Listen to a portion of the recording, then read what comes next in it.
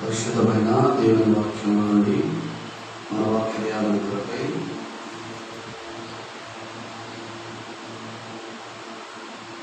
Mark సువార్త 11వ అధ్యాయం.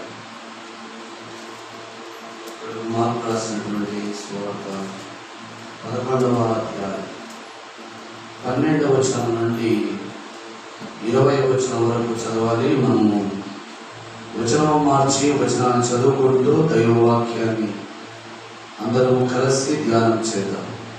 Mark సువార్త 11వ అధ్యాయం 12వ వచనం నుండి 20వ వచనం వరకు. నేను ఒక వచనాన్ని చదువుతాను, మీరందరూ కలిసి ఒక వచనాన్ని చదువుతూ దేవుడి వాక్యాన్ని కలిసి ధ్యానం చేద్దాం. మరునాడు వారు బేతనీయ నుండి వెలుచుండగా ఆయన ఆకలిగొని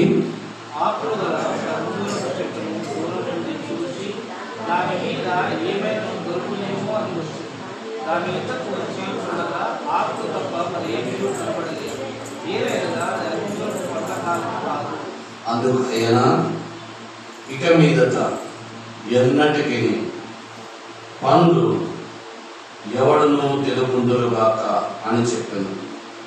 ఇది ఆయన శిష్యులు విని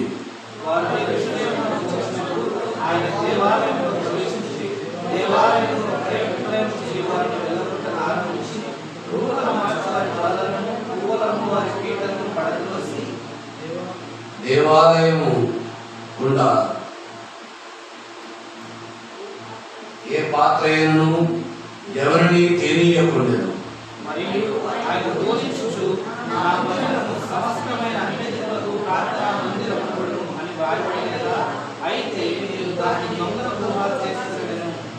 శాస్త్రులను ప్రధాన యాజకులను ఆ మాట విని జనసమూహం అంతయు ఆయన బోధకు బహుగా ఆశ్చర్యపడుట చూచి ఆయనకు భయపడి ఆయన ఎలాగో సంహరించుదమా అని సమయము చూచుచుండిరి.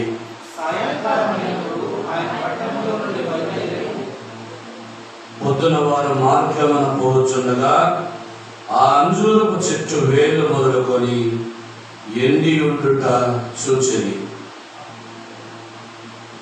చిన్న ప్రార్థన చేసి దైవ తండ్రి స్తోత్రం. చదవబడిన వాక్య భాగం మీది, మీ వాక్యమై ఉన్న దేవుడు, మీ వాక్యం ద్వారా చేరవచ్చిన మీ ప్రజలందరితోనూ నిలవబడిన దాసునితోనూ మీరే మాట్లాడండి. వాక్యము జీవము చేది, వాక్యము సర్వసత్యములోనికి నడిపించేది, వాక్యం ఆరోగ్యము కలుగ చేయదు, వినుట వలన విశ్వాసము కలిగించగలదు. ఈ వాక్యం ద్వారా నాతో మాతో మీరే మాట్లాడదాం. బోధకులకు బోధకులను వాక్యమై ఉన్న యేసు ప్రభువు శ్రేష్ఠ నామమున ప్రార్థించి బోధించుకున్నాము తండ్రి, ఆమేన్. మనం చదువుకున్నటువంటి వాక్య భాగంలో ఆయన బేతనీయ అనే ఒక గ్రామం గుండా వెళ్తా ఉన్నారు. దేవుని వాక్యము ఇది చాలా కొంచెం అర్థం కానట్టుగా ఉంటుంది. రేపు మీరు ఏకాగ్రతగా దేవుని వాక్యాన్ని వినాలి. వింటే ఇందులోని మర్మం, ఇందులో ఉన్నటువంటి ఆంతర్యం మనకు అర్థమవుతుంది. ఆయన బేతనీయ అన్న మార్గం గుండా వెళ్తా ఉన్నాడు. బేతనీయ అన్న మాటకు బీదల నివాసము అని అర్థం. బేతనీయ అనగా బీదల నివాసము అని అర్థం. మరియా, మార్తా, లాజరు అను వారి ఊరు కూడా బేతనీయనే. మరియా, మార్తా, లాజరు అను వారి ఊరు కూడా బేతనీయనే. వారిని కూడా ఈ గ్రామమే. ఈ మార్గం కూడా చాలా సార్లు ప్రభువారు వెళ్ళారు, వచ్చారు. మరియా, మార్తా ఇంట్లో అనేక సార్లు బస చేశారు. ఇది మనందరికీ తెలుసు. ఇది ఈ బేతనీయ అనే గ్రామం యెరూషలేమునకు దగ్గరలో ఉన్నటువంటి ఒక గ్రామం. యెరూషలేమునకు దగ్గరగా ఉన్నటువంటి ఒక గ్రామం. ఇప్పుడు మనం చదువుకున్నటువంటి వాక్య భాగంలో ఈ బేతనియ అనే గ్రామం గుండా వెళుతుండగా ఆయన అంజూరపు చెట్టు ఒక దానిని చూచాడు. త్రోవ ప్రక్కన ఉన్నటువంటి అంజూరపు చెట్టును ఒక దానిని చూచాడు. అంజూరపు చెట్టు చూడగానే దాని ఆకులు చాలా రమ్యముగా కనబడుతూ ఉన్నాయి. చాలా ఆరోగ్యకరమైన చెట్టుగా కనబడతా ఉంది. మనుష్యులు చూచుటకు వెంటనే దాని దగ్గరికి వెళ్ళి ఏదైనా దొరుకుతుందేమో అని వెదికే అంత ఆరోగ్యకరమైన చెట్టుగా అది కనబడతా ఉంది. ఇలా ఉన్నటువంటి ఈ చెట్టులు యేసు ప్రభువారు కూడా చూశారు. చూసిన వెంటనే ఆయనకి ఏమైందంట, ఆకలి కొన్నాడు. ఆకలి కొని ఎక్కడికి వెళ్ళాడయ్యా? ఈ అంజూరపు చెట్టు దగ్గరికి వెళ్ళి ఆయన ఈ అంజూరపు చెట్టులో ఏవైనా కాయలు ఒకటో రెండో వారు దొరకవా అని ఆయన వెతుకుతూ ఉండగా చెట్టంతా వెతికినా కూడా ఆయనకి ఏం దొరకలేదు, కాయలు దొరకలేదు. పోనీ అది అంజూరపు కాయల కాలమా? ఏమంటది? అది అంజూరపు కాయల కాలం కూడా కాదు. అంజూరపు కాయల కాలం కాదు. ప్రభువారు ఆ చెట్టును చూసి ఇక మీదట ఎవడును నీ పండ్లు తినకుందురుగా కానీ ఆ చెట్టుని శపించాడు. చెప్పించి వారు ఆ మార్గంలో వెళ్ళిపోయారు. మరుసటి రోజు ఉదయాన్నే వారు వచ్చి చూడగా ఏమైంది? ఆ చెట్టు ఎండిపోయింది. మనము 20వ వచనంలో ఆ మాట చదువుకున్నాం. పొద్దున వారు మార్గమును పోవచ్చుండగా అంజూరపు చెట్టు వేర్లు మొదలుకొని ఎండి ఉండుట. చాలా విషయాలు ఉన్నాయి, చాలా జాగ్రత్తగా గమనించాలి. పండ్ల కాలం కాదు. ఏ కాలం కాదు? అంజూరపు పండ్ల కాలం కాదు. అయినా ప్రభువారు ఆ చెట్టు యొక్క పండ్లను వెనుక వెళ్ళారు. గమనించండి, ఆయన ఈ అంజూరపు చెట్టును ఇక మీద నీ పండ్లు ఎవరు తినుకుందరుగాక అన్నారు. అన్నట్టుగానే ఆ చెట్టు ఉదయానికల్లా ఏమైపోయింది? ఎండిపోయింది. పండ్ల కాలమే కానప్పుడు పండ్లు ఎక్కడ వెతుకుతాడు ఆయన? ఆయన ఇశ్రాయేలు వారి ఎదుట ఈ అద్భుతాన్ని చేశాడు, కావాలని చేశాడు. ఆయన ఆకలి ఉంటే గ్రామంలోకి వెళ్తాడు కదా, అప్పుడైనా తినొచ్చు కదా. లేదు, ఆయన ఆ సమయంలో ఇశ్రాయేలు వారికి ఇది సూచనగా ఉన్నట్లుగా, ఇశ్రాయేలు వారి అవిశ్వాసములకు ఇది మరి అద్భుత కార్యము ఉన్నట్టుగా ఆయన ఈ అంజూరపు చెట్ల ద్వారా ఈ కార్యాన్ని చేసి ఆయన చూపించారు. పండకాలం కాకపోయినా ఎందుకు వెతికాడు? ఏంటి దీని ఆంతర్యము అని మనం పరిశీలన చేస్తే ఇశ్రాయేలు ప్రజల యొక్క జీవితము ఈ అంజూరపు చెట్టు వలె ఉందన్నమాట. ఎట్లుంది? అంజూరపు చెట్టు వలె ఉంది. ఎట్లున్నాయి ఆ చెట్టు యొక్క ఆకులు? చాలా అందంగా ఉన్నాయి. ఆ చెట్టు యొక్క ఆకులు ఆకర్షణీయంగా ఉన్నాయి. ఎవరైనా ఆ త్రోవ పక్కన వెళ్ళేవాడు ఎవరైనా ఆ చెట్టును చూస్తానే ఏదో ఒక పండు దొరకకపోదా అని వెళ్ళి చూసి వెతికేటువంటి విధంగా ఆ చెట్టు ఉన్నట్టుగా మనం చూస్తా ఉన్నాం. ఎట్లుంది ఆ చెట్టు? ఏదైనా ఒక పండు దొరకకపోదా అని ఆ త్రోవలు వెళ్ళే వారందరూ వెతికేటట్టుగా అంత అందంగా ఆ చెట్టు కనబడతాం.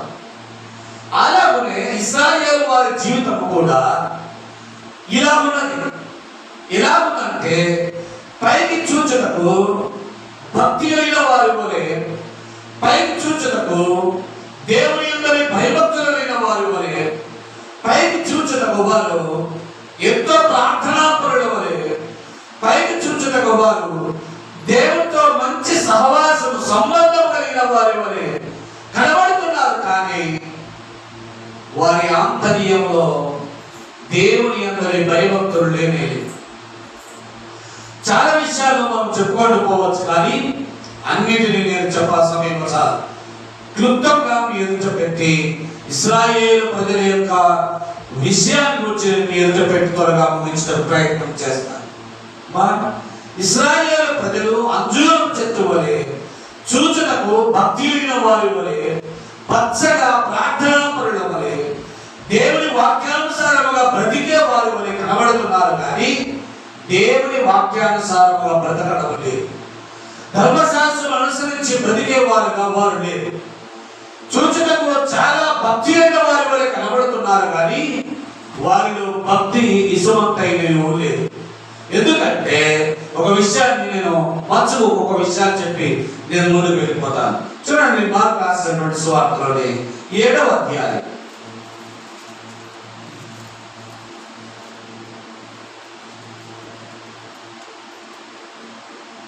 7వ అధ్యాయం మొదటి 5 వచనాలు చదవండి.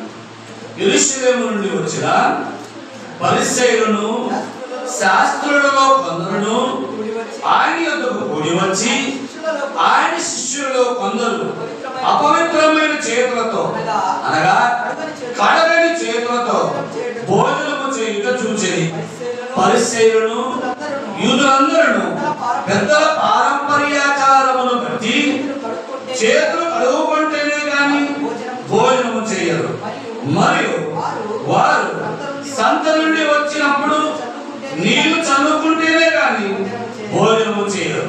ఇదియుగాక గిన్నెలను, కుండలను, ఇత్తడి పాత్రలను నీళ్ళలో కడుగుట మొదలగు అనేక ఆచారములు వారు అనుసరించని వారు. అప్పుడు పరిసయ్యులను శాస్త్రులను, నీ శిష్యులందుకు పెద్దల పారంపర్యాచారము చొప్పున నడుచుకొనగా అపవిత్రమైన చేతులతో భోజనము చేయురని ఆయనను అడిగిరి. ఏమన్నారయ్యా? శిష్యులు యేసుప్రభువుతో పాటు వచ్చారు, ఒక ఇంట్లో ప్రవేశించారు. వాళ్ళు కాలు చేతులు బయట నుంచి వచ్చారు కదా, కాలు చేతులు కడుక్కోకూడని ఏం చేస్తున్నారంట? భోజనాన్ని కూర్చున్నారు. కూర్చోవడం వెంటనే పరిసయ్యులు, సద్దుకయ్యులు, యూదుల మత పెద్దలందరూ వచ్చి ఏమంటున్నారు? పెద్దల పారంపర్యాచార ప్రకారము కాలు చేతులు కడుక్కుంటేనే కానీ భోజనము చేయకూడదు. సత్తంలోకి వెళ్ళి వస్తే కనీసం నిద్ర నీళ్ళైనా చదువుకోవాలి. ఇది మన పితృపారంపర్యమైన ఆచారము అన్నది. ఏ ఆచారము? దీంట్లో ఉన్నారు ఇశ్రాయేలు మత పెద్దలందరూ, ఇశ్రాయేలు ప్రజలందరూ ఈలాగు తమ భక్తిని, తమ భక్తి జీవితాన్ని, తమ దైవ భక్తిని ఈలాగు చాటుకుంటూ ఏ విధంగా పితృపారంపర్యమైన ఆచారాలు ఆచరిస్తూ మేము అబ్రహాము కుమారుడు, మేమెవరం అనుకుంటున్నావు అన్నారు. యేసు ప్రభువారు వారితో నీతి న్యాయములను గురించి, దైవ ప్రేమను గురించి ఎన్నో రకాలుగా వారికి చూపించినప్పటికీ వారు ఆయన గురించి లేఖనములో రాసిన అనేక విషయాలు, ఇదిగో నేనే పంపబడిన వాడను అని ఇశ్రాయేలు నమ్మునట్టుగా వారి మధ్య ఎన్నో సూచక క్రియలు, అద్భుత కార్యములు ఎన్నో చేసినను వారు ఆయన యందు విశ్వాసం ఉంచలేదు. కానీ దేని యందు విశ్వాసం ఉంచి ఉన్నారు? వారు పితృపారంపర్యమైన ఆచారముల యందు విశ్వాసం ఉంచు. ఈ ఆచారములు ఆచరిస్తే చాలు మేము అబ్రహాము పిల్లలం, ఈ ఆచారములు ఆచరిస్తే చాలు మేము దైవ పిల్లలం, ఈ ఆచారముల ప్రకారం మేము జీవిస్తే చాలు ఇక మేము దేవుని కుమారులము, దేవుని బిడ్డలమని పిలువబడవచ్చనే భ్రమలు, ఆలోచనలు ఇశ్రాయేలు బ్రతుకుతా ఉంటారు. ఇశ్రాయేలు ఈ విధంగా బ్రతుకుతా ఉంటే ఇశ్రాయేలు యొక్క జీవితాన్ని ఉద్దేశించి, ఇశ్రాయేలు యొక్క బ్రతుకును ఉద్దేశించి ఆయన ఈ అంజూరపు చెట్టు ద్వారా ఈ పాఠాన్ని ఆయన నేర్పించాలనుకుంటూ ఉన్నారు. కాబట్టి మీరు ఏదో దైవభక్తి లేని వారి వలె మేమేదో గొప్పవారం అన్నట్టుగా మిమ్మల్ని మీరు చెప్పుకుంటూ ఉన్నారు. మీలో భక్తి ఇసుమంతయో లేదు అని చెప్తూ తర్వాత కానీ అధ్యాయం అంతా చదవండి. నేను మచ్చలు కొన్నింటి మాత్రం అధ్యాయంలో చూపిస్తాను. మత్తయి సువార్త 23వ అధ్యాయం.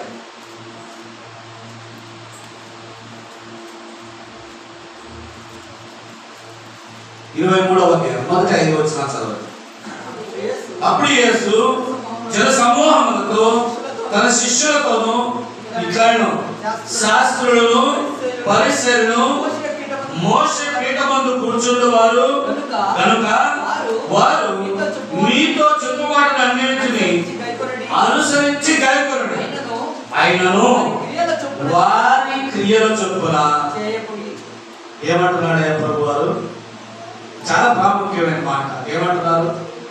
అయ్యా, పరిసయ్యులను సద్దుకయ్యులను మోషే విధించిన పీఠము మీద కూర్చుండు వారందరూ వారు చెప్పునది చేయండి. పీఠం మీద కూర్చొని ఏం చెప్తా ఉన్నారో, ఎలాగో జీవించమంటున్నారో దాని ప్రకారం చేయండి. కానీ ఏం చేయొద్దంటున్నాడయ్యా? వారి క్రియల చొప్పున చేయొద్దండి అని ఆనాటి ప్రజలతో ఆయన చెప్తాం. అంటే వీరు చెప్పడమైతే నీతిని, ప్రేమను, దయను, దాక్షిణ్యమును, ఎన్నో మంచి మాటలను వారు చెబుతున్నారు. కానీ వాటిని వారు ఏం చేయడం లేదంట, అనుసరించడం లేదు. ఇది మోయ శక్యము కానీ భారమైన బరువులు కట్టి మనుష్యుల భుజం మీద వారు పెట్టుదులే కానీ తమ వేలితోనైనను వాటిని కదిలింపరు. ఏం చేయాలంట? మోయ శక్యము కాని బరువులు, ఆచరింప శక్యము కాని ఆచారాలు, ఆచరణలో జరిగింపలేని ఎన్నో కార్యాలు మనుషులకు ఉపదేశిస్తారు. కానీ తాము మాత్రము వాటిని ఏం చేయాలంట? వేలుతో కూడా ముట్టుకోరు. ఇంకా చదవండి. మనుష్యులకు కనబడు నిమిత్తము తమ పనులన్నీ చేయరు. తమ రక్షరేఖలు వెడల్పుగాను తమ చెన్నులు పెద్దవిగాను చేయరు. విందులలో అగ్రస్థానములను, సమాజ మందిరములో అగ్రపీఠములను, సంత వీధులలో వందనములను కోరుదురు. ఏం కోరుతారంట? చెప్పండి మీరు. అయ్యా, తగ్గింపు కలిగి ఉండాలి. మన ప్రభు ఎవరు తగ్గించుకున్నా వాడిని హెచ్చిస్తా అన్నాడు అని చెప్తారు. వీళ్ళు మాత్రము ఏం కోరుకుంటారు? ఏం కోరుకుంటారు? హెచ్చునే కోరుకుంటారు. ఎవడైనా భోజనానికి పిలిస్తే వాడిని ఎత్తైన స్థానంలో వచ్చి భోజనం పెట్టాలని వస్తాడు. సమాజ మందిరంలోకి వెళ్తే మరలా ఇలా కింద కూర్చొని వాళ్ళు ఆరాధన చేయరు. ఎలా కూర్చోవాలి?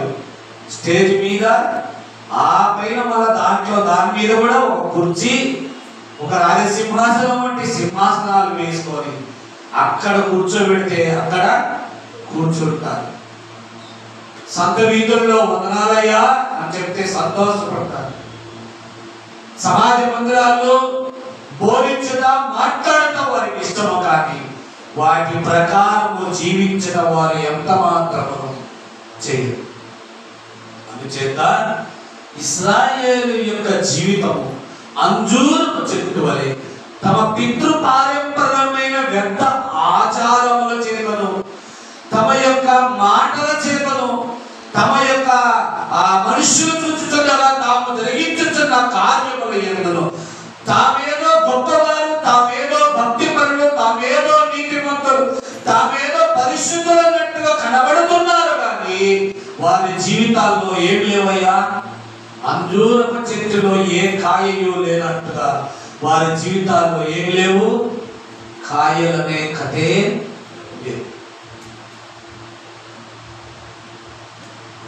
నేటి దేవుని సంఘము, నేటి క్రైస్తవ సమాజాన్ని మనం పరిశీలించి చూసినట్టయితే అనేక మంది భక్తులు దేవుని ప్రజలమని చెప్పుకునేవారు, గొప్ప బోధకులమని చెప్పుకునేవారు, వారి జీవితాలు చూచనకు ఎంతో దైవభక్తులైన వారి వలె, వారు ఎంతో పరిశుద్ధుల వలె, వారు ఎంతో నీతిమంతుల వలె, వారి వేషధారణ ద్వారా, వారి ఆచరణ హావభావాల ద్వారా, వారి స్టేజ్ మీద చేసేటువంటి కార్యముల ద్వారా మనం ఎంతో వారి ద్వారా వారిని దేవుడే పంపాడు, దేవుడే చేశాడు ఉన్నాడు అన్నట్టుగా వారి భక్తి జీవితాన్ని వారు కనబరుచుకుంటున్నారు. కానీ వారు ఆచరించే కార్యములను పరిసయ్యులు సద్దుకాయుల మాటలు వినమన్నాడు, కానీ వారి క్రియలను ఏం చేస్తున్నాడు?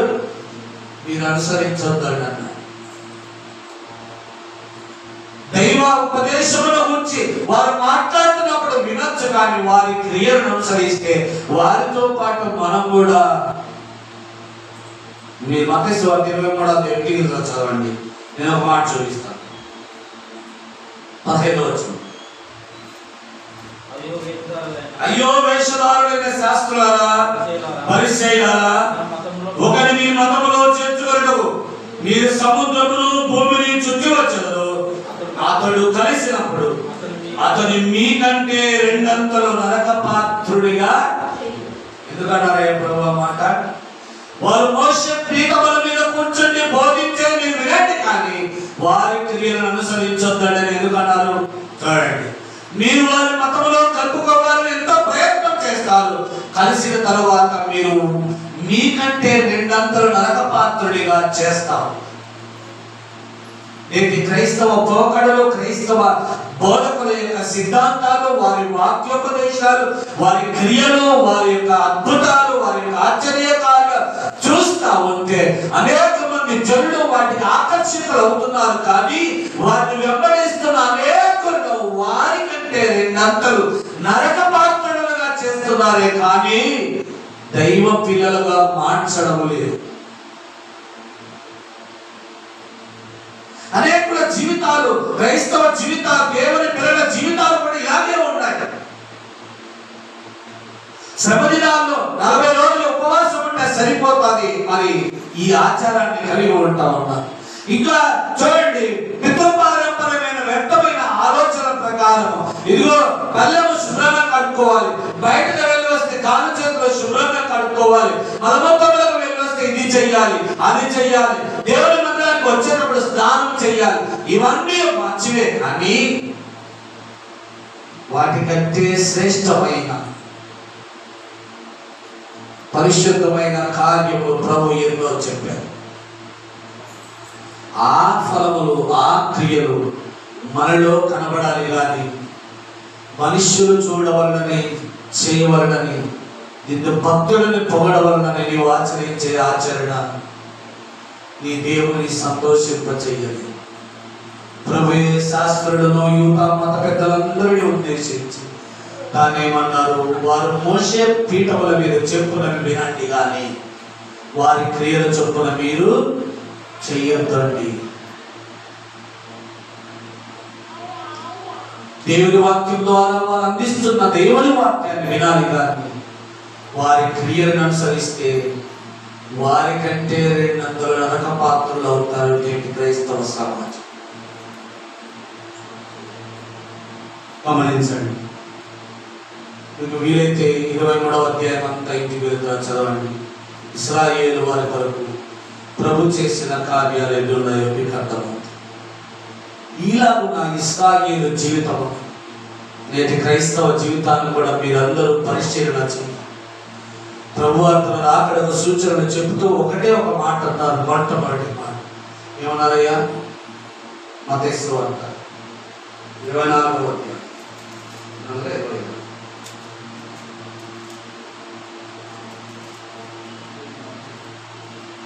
24వ అధ్యాయం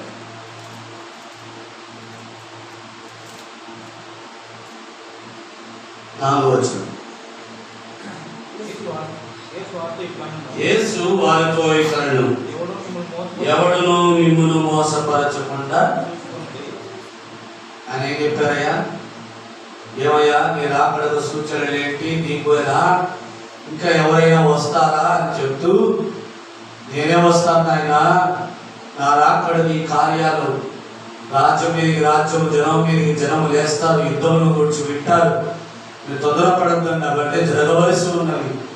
మొట్టమొదట మీరు మిమ్మును ఎవడును మోసపరచకుండా ఏం చేసుకోవాలయ్యా? మనల్ని ఎవడు మోసపరచకుండా చూసుకో. ఒకడు ఆచరిస్తూ ఉంటాడు పితృపారంపరమైన వ్యర్థాచారం, వాటిని చూసి నువ్వు బాధ పెట్టుకోకూడదు. ఒకడు పితృపారంపర్యమైన వ్యర్థాచారముల వలన నేను దైవభక్తుగా నేను చెప్పుకుంటూ ఉంటాడు. వాటిని అనుసరించడం వలన నీకు వాతే కానీ నీకేం కాదు.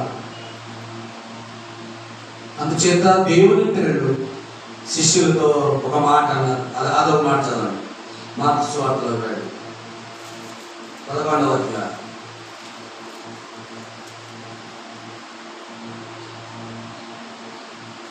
20-21 వచనం చదవండి. పొద్దున వారి మార్గమును పోచుండగా ఆ అంజూరపు చెట్టు వేలు మొదలుకొని ఎండి ఉండుట చూచెను. అప్పుడు పేతురు సంగతి జ్ఞాపకం తెచ్చుకొని, బోధకుడా, ఇదిగో నీవు శపించిన అంజూరపు చెట్టు ఎండిపోయినది అతనితో చెప్పాను.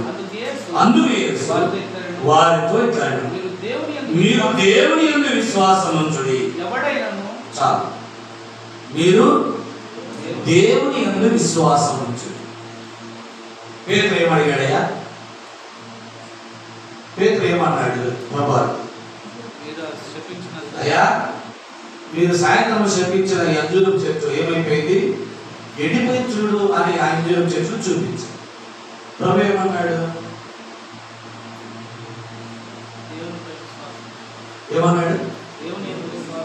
మీరు దేవుని యందు విశ్వాసం ఉంచుడి.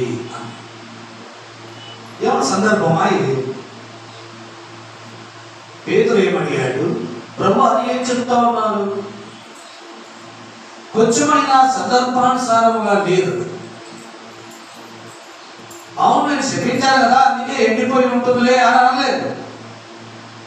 అయ్యో అలాగేలే ఎండిపోయింది అని కూడా అనలేదు. అయ్యా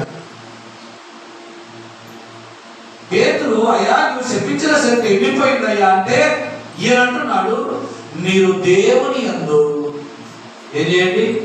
విశ్వాసం ఉంచుడి. ఎందుకో తెలుసా? యేసు ప్రభు వారు వారి ఇశ్రాయేలు వారి మధ్య, ఇశ్రాయేలు వారికి తానే మెస్సయ్యను, తానే దేవుని యొద్ద నుండి పంపబడిన వాడు, తానే లోక పాపమును మోసుకొని పోవు దేవుని గొర్రె పిల్లలు అని తనను తాను చెప్పుకోవడానికి తనను గురించి లేఖనములో వ్రాయబడిన సంగతులన్నిటి ప్రకారం ఆయన జీవించుటేగాక ఆయన ఇశ్రాయేలు మధ్య అనేక సూచక క్రియలను, అద్భుత కార్యములు ఎన్నో ఆయన చేశారు. కారణం ఏంటి? నేనే మెస్సయ్య, నేనే లోకమంతటి కొరకు బలి అవ్వబో దేవుని గొర్రె పిల్ల, నేనే ఆయనని, నేనే రక్షకుడనని, నేనే దేవుని యొద్ద నుండి పంపబడిన వాడునని, మీరు ఎదురు చూస్తున్న మెస్సయ్యను నేనే అని చెప్పడానికి ఆయన అనేక అద్భుతాలు, ఆశ్చర్య కార్యాలు, సూచక్రియాలు ఎన్నో చేశారు. కానీ ఇశ్రాయేలు వారు ఏం చేయలేదు? యేసు ప్రభునందు విశ్వాసం ఉంచలేదు. ఈయన దేవాలయంలో పావురాలమ్మే వారి, చిల్లరమ్మే వారి యొక్క బలలో పడదోసేస్తే పరిసయ్యులు సద్దుకయ్యులు వచ్చి ఏమన్నారు? జనులు ఈయన బోధకు ఆశ్చర్యపడతా ఉంటే పరిసయ్యులు సద్దుకయ్యులు వచ్చి ఏమన్నారయ్యా? ఈయనను ఎలాగూ సంహరించడమా అని ఆలోచన చేశారు. ఈయనను ఎలాగూ సంహరించడమా? ప్రభువారు ఎన్ని అద్భుతాలు! అరే నేనే ఆయన పంపిణీ మీకు వాగ్దానం చేసినటువంటి మీకు మీ మధ్యకు వచ్చి ఇదిగో రక్షణ కార్యములు జరిగించు వస్తాడని మీ ప్రభు అయిన మీ దేవుడని యెహోవా సెలవిచ్చినటువంటి రాయించినటువంటి ఆ మెస్సయ్యను, ఆ రక్షకుడును నేనే అని చెప్పడం ఆయన ఎన్నో అద్భుత కార్యాలు, ఆశ్చర్య కార్యాలు ఎన్నో ఇశ్రాయేలు మధ్య జరిగిస్తే వారు యేసు ప్రభువుని అప్పటికి కూడా నమ్మలేదు. అందుకే పేతురుతో ఏమన్నాడు?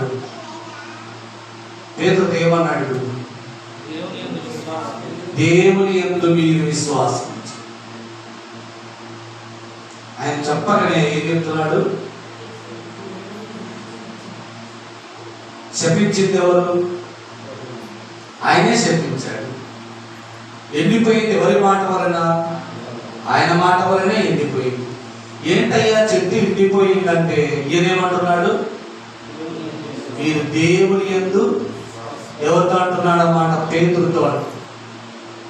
అంటే ఇశ్రాయేలు వారందరూ పితృపారంపర్యమైన వ్యర్థ ప్రవర్తనలో, ఆచార సాంప్రదాయాల్లో నలిగి కొట్టుకొని ఒకరికొడు వాళ్ళు చస్తా ఉన్నారు. మీరైతే మీ దేవుని యందు ఏముంచండి? విశ్వాసం ఉంచండి. మీ దేవుని నమ్మండి. ఆయన మీ మధ్య సంచారం చేస్తా ఉన్నారు. మీరు నాతో కూడా ఉన్నారు. నా కార్యాలు ఎన్నో చూశారు. సూచక్రియలు, అద్భుత కార్యాలు ఎన్నో నా ద్వారా మీరు చూశారు. వారి వలె అవిశ్వాసాల వలె ఉండొద్దండి. మీరైనా నన్ను నా యందు ఏం చేయండి? విశ్వాసం ఉంచండి. తాను చెప్పకనే దేవుని యందు విశ్వాసం ఉంచండి అంటున్నాడంటే ఎవరు దేవుడని? నేనే దేవుడను, నా యందు విశ్వాసం ఉంచుడి అని పేతురుతో ఆయన అంటున్నాడు. ఈ మాట పేతురుతో చెప్తా ఉన్నాడు, మీరు దేవుని యందు విశ్వాసం ఉంచండి. ఇశ్రాయేలు ప్రజలు నేను ఎన్ని కార్యాలు చేసినా వారు నమ్మలేదు. మీరైతే నా యందు విశ్వాసం ఉంచండి. నన్ను నమ్మండి, నా యందు నమ్మిక ఉంచండి అని శిష్యులతో ప్రభువారు చెప్తా ఉన్నారు. కాబట్టి గమనించండి, ఎందుకు ఆయన సందర్భానుసారమైన సమాధానము కాక సందర్భము లేని సమాధానాన్ని ఇచ్చాడంటే, ఇదిగో పేతురులో ఈ విశ్వాసం అనే బీజాన్ని నాటుట కొరకే ఆయన సందర్భ సహితమైన జవాబు కాక సందర్భం లేని జవాబును ఆయన ఇచ్చారు. గమనించండి, నేటి క్రైస్తవ సమాజము, దేవుని పిల్లలు ఇదిగో ఎన్నో మరి లోకానుసారమైనటువంటి మనుష్యులు విధించినటువంటి, మనుష్యులు కల్పించినటువంటి పద్ధతుల ద్వారా, మనుష్యులు ఉపదేశించుతున్నటువంటి, మనుష్యుల ద్వారా జారీ చేయబడినటువంటి ఆయా ఆజ్ఞానుసారముగా ఆయా క్రియలు అనుసరించి నడుస్తూ ఉన్నారు. కానీ దేవుని వాక్యం ఏం చెప్తుంది? దాని యందు విశ్వాసం ఉంచువారు చాలా కొదువగా ఉన్నారు. అందుకే ప్రభు మనతో మాట్లాడుతూ ఉన్నారు, మీరైనా దేవుని వాక్యమందు విశ్వాసం ఉంచండి, ఆయన నమ్మండి, ఆయన మనల్ని తప్పక రక్షించు దేవుడై ఉన్నాడనే సంగతిని మీరు మర్చిపోవద్దని ప్రభు మనతో మాట్లాడుతూ ఉన్నాడు. ఇశ్రాయేలు ప్రజల జీవితము ఇదిగో అంజూరపు చెట్టు వలె రమ్యముగా కనబడతా ఉంది, కానీ వారిలో కాయలు పండ్లు లేనే లేవు. అయ్యా, నా జీవితంలో కూడా ఆ విధమైనటువంటి అవిశ్వాసం మనలో ఉంటే మనము కూడా ఫలించలేము. ఆ ఆత్మ ఫలములు దేవుడు నీలో నాలో చూచి కోరుతున్నటువంటి ఆ మంచి ఫలములు నేను ఫలించలేమనే సంగతిని మనం మర్చిపోకూడదు. అందుకే యోహాను సువార్త 15వ అధ్యాయంలో ప్రభు అన్నాడు, నేను నిజమైన ద్రాక్షావల్లిని, మీరు నాతో ద్రాక్షావల్లి తీగను అంటుకొని ఉంటేనే అది ఫలిస్తుంది. కానీ తీగ నుండి వేరైపోయి ఏ ద్రాక్షావల్లి ఏం చేయలేదంట? ఫలించాలి. ప్రభు అన్నారు, నేనే నిజమైన ద్రాక్షావల్లిని, నాతో మీరు అంటు కట్టబడి ఉంటేనే, నాతో ఉంటేనే మీరు ఫలిస్తారు. నాకు వేరై ఉండి మీరేమియో చేయలేదు. వేరైపోయిన ప్రతి తీగను యజమానుడు ఏం చేయమన్నాడు? కట్టకట్టి వేసి అగ్నితో దాన్ని కాల్చివేయండి. అయ్యా, నా జీవితం, నా బ్రతుకు ఇలాగూ కాకూడదు. దైవభక్తితో కూడిన జీవితం, యేసుక్రీస్తును నమ్ముకున్నామన్న విశ్వాసమైన జీవితాన్ని నేను జీవిస్తావు. నీవు నరక పాత్రులుగా ఉండడం ప్రభుకి ఇష్టం లేదు. అందుకే ప్రభు హెచ్చరిస్తా ఉన్నాడు, మీరు విశ్వాసం ఉంచండి, మీరు దేవుని యందు నమ్మిక ఉంచండి, మీరు దేవుని యందు నమ్మిక ఉంచండి. మత్తయి సువార్త 7వ అధ్యాయం మాట్లాడి నేను ముగించేస్తాను. మత్తయి సువార్త 7వ అధ్యాయం.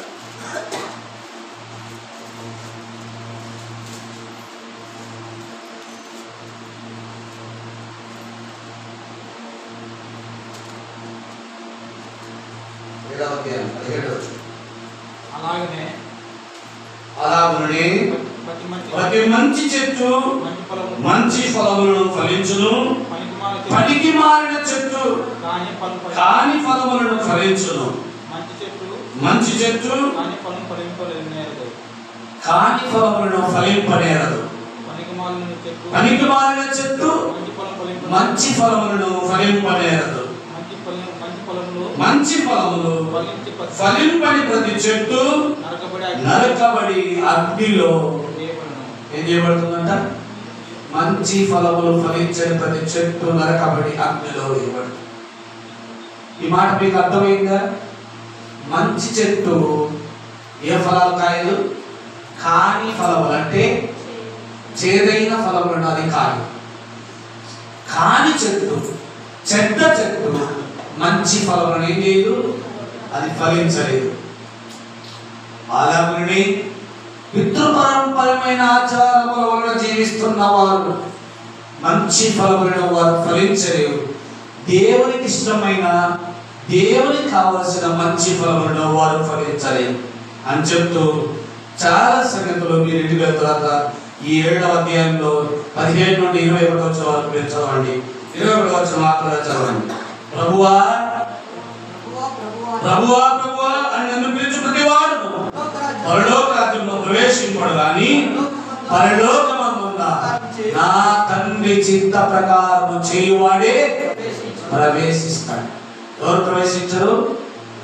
ప్రభువా ప్రభువా అని పిలిచి ప్రతివాడు పరలోక రాజ్యంలో ప్రవేశింపడుగా నా తండ్రి చిత్తం నెరవేర్చేవాడే ప్రవేశిస్తాడు. ఇప్పుడు ఇశ్రాయేలు ప్రజల్లో వద్దకు రండి, మరేమంటారా? పైకి చూసేదానికి ప్రభువా ప్రభువా అని పిలుస్తా ఉన్నారు.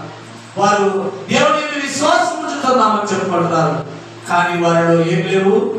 మంచి ఫలములు, మంచి వేరు లేవు. వారు భారభరితమైన బరువులు ఎన్నో ప్రజల పైన మోపుతున్నారు, కానీ వారి చిటికెన వేలుతో కూడా బరువును ఎత్తలు కూడా ఎత్తారు. కాబట్టి మీరైతే మంచి ఫలములు ఫలించే వారిగా ఉండండి. మంచి ఫలములు ఫలించని ప్రతి చెట్టు ఏం చేయబడుతుందంటయ్యా? అగ్ని చేత కాల్చబడుతుంది. మంచి ఫలములు ఫలించని ప్రతి చెట్టు. ఆ మంచి ఫలములు ఏంటనేది కొన్నింటి మాత్రం చెప్పి ముందు పెట్టి ముగించేస్తాను. మీకు గ్రంథం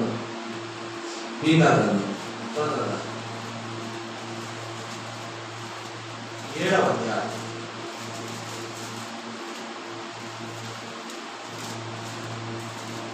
మొదటి 2 వచనాలు. వేసవి కాలపు పండు ఏరుకొనిన తరువాత, ద్రాక్ష పండ్ల కొరిగే ఏరుకొనిన తరువాత ఎలా ఉండును? నా స్థితి అలాగే ఉన్నది. ద్రాక్ష పండ్ల గెల ఒకటియూ లేకపోయిను. నా ప్రాణమునకు ఇష్టమైన ఒక క్రొత్త అంజూరపు పండైనను. ఇశ్రాయేలు వారిని గురించి ప్రభు ఏమని బాధపడుతున్నాడు? అయ్యా ద్రాక్ష పండ్ల కాలం వచ్చింది, ద్రాక్ష పండ్లన్నీ కోసేశారు, పరిగే ఏరేవారు కూడా పరిగే ఏరుకున్నారు. ఆ తరువాత ఆ తోటలోకి వెళ్ళి ద్రాక్ష గెల ఒకటైనా దొరుకుతుందా అని చూస్తే దొరుకుతుందా? అంజూరపు పండ్ల కాలం వచ్చింది, అంజూరపు పండ్లన్నీ కోసేశారు, పరిగె కూడా ఏరేస్తారు. మళ్ళీ వెళ్ళి అంజూరపు పండు ఒకటైనా దొరుకుతుందా అని చూస్తే దొరుకుతుందా? దేవుని పరిస్థితి కూడా అలా ఉందంట. ఇదిగో ఇశ్రాయేలు వారి మధ్యకు వెళ్ళి ఆయన చూస్తా ఉంటే ఇదిగో పరిగెయ్యేన తోట వలె వారి జీవితాల్లో ఏ మంచి ఫలము వారి జీవితాల్లో లేనే లేదట. 3-4 వచనాలు. రెండు చేతులతోనూ కీడు చేయకూడదు. అధిపతులు బహుమానం కోరుదురు, న్యాయాధిపతులు లంచం పుచ్చుకొందురు. గొప్పవారు తమ మోసపు కోరికలు తెలియజేయదు. వారు ఏకపట్టుగా నుండి దాని ముగింతులు. వారిలో మంచివారు మున్న చెట్టు వంటి వారు, వారిలో యథార్థవంతులు మున్న కంచెను ముందుగా నుందురు. నీ కాపురుల దినము నీవు శిక్షనందు దినము వచ్చుచున్నది. ఎట్లున్నారంట వారి మధ్య? నీతిమంతుడు ఎట్లున్నాడంటున్నారు? వారిలో మంచివారు ముళ్ళ చెట్టు వలె ఉన్నారంట. యథార్థవంతులు ఎట్లున్నారంట? ముళ్ళ కంచె వలె వారు కనబడతావు. పితృపారంపర్య మీద వ్యర్థ ప్రవర్తించే వారి మధ్య యథార్థతయు నీతియు భక్తియు కలిగి జీవించేవారు ముండ్ల కంచె వలె కనబడుతున్నారు, ముండ్ల చెట్టు వలె కనబడుతూ. ఆఖరిగా ఒక మాట చూపించిన గురించి ఇదే మీకా గ్రంథంలోనే 6వ అధ్యాయం 8వ వచనం. మనుష్యుడా ఏది ఉత్తమమో అది నీకు తెలియజేయబడి ఉన్నది. న్యాయముగా నడుచుకొనుటయు కనికరమును ప్రేమించుటయు దీన మనస్సు కలిగి నీ దేవుని ఎదుట ప్రవర్తించుటయు ఇంతే కదా యెహోవా. ఏమడుగుతున్నాడయ్యా నిన్ను? ఏ పండు కావాలని అడుగుతున్నాడమ్మా? ఏ కాయ కావాలని అడుగుతున్నాడయ్యా? ఏమడుగుతున్నాడైనా? ఏది ఉత్తమమో అది నీకేం చేయబడి ఉంది? తెలియజేయబడి ఉన్నది. కనికరమును ప్రేమించుటయు దీన మనస్సు కలిగి. 4 విషయాలు ఉన్నాయా? అద్భుతంగా న్యాయముగా నడుచుకుంట, కనికరమును ప్రేమించుటయు దీన మనస్సు కలిగి నీ దేవుని ఎదుట ప్రవర్తించేవారుగా. ఇవే ఆయన నీ నుండి కోరుతున్న ఫలం, ఇవే ఆయన నీ నుండి ఆశిస్తున్న కార్యం. ఇవి నీలో లేకుండా, న్యాయముగా నడుచుకోవటానికి కార్యం నీలో లేకుండా, కనికరమును ప్రేమించే నీ స్వార్థ బుద్ధి నీలో లేకుండా, దేవుని అందులో భయభక్తులు కలిగి దేవుని ఎదుట ఎట్లుందంట? దేవుని ఎదుట దీన మనస్సు కలిగి దేవుని ఎదుట ప్రవర్తించదు. ఇంతే కదా యెహోవా.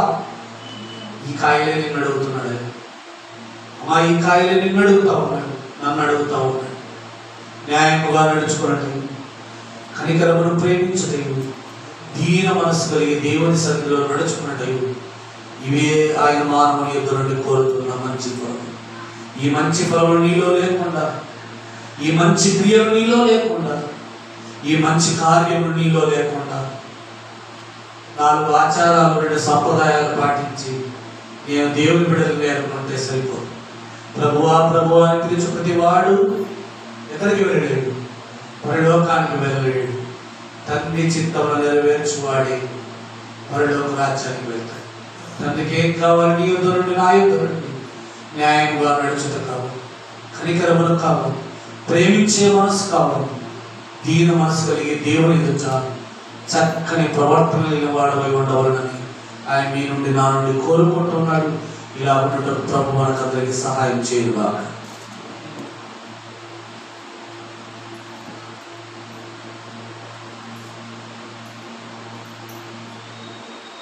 వీళ్ళందరూ వారి మనస్సులో